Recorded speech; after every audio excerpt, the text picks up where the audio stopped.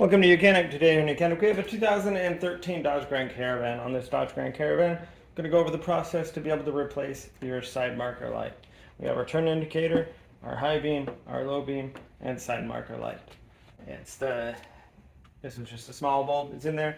We do have enough space we can reach down in here and be able to spin that light housing out and be able to remove. Where it's been removed, this bracket's loose and the light has been undone, so that we can just flip it around, give you an easy visual of what you're looking at from the back and what you're trying to find. So this is the turn indicator, which would be located right down here, our high beam and low beam, and then right above your low beam is the light holder for that light. And so we just need to twist this a quarter turn. This one's a different one that you do a quarter turn to the right to get it to loosen out. Most of the time it's a quarter turn to the left. So then when we twist the bulb housing out, then we can be able to pull the light bulb out itself.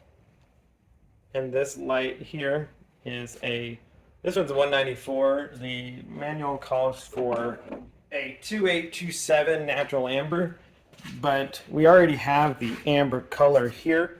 So it really just anything, the small bulb here to be able to replace it. So then we take that bulb and then just be able to press it in there, lock it in, maybe put a little dielectric grease on if you would like.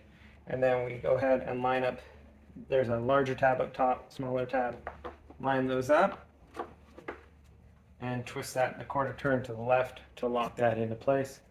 And then be able to reconnect the electric, or you might have kept the electric connected when you undid it. So that's how you replace your side marker light bulb on your Dodge Grand Caravan.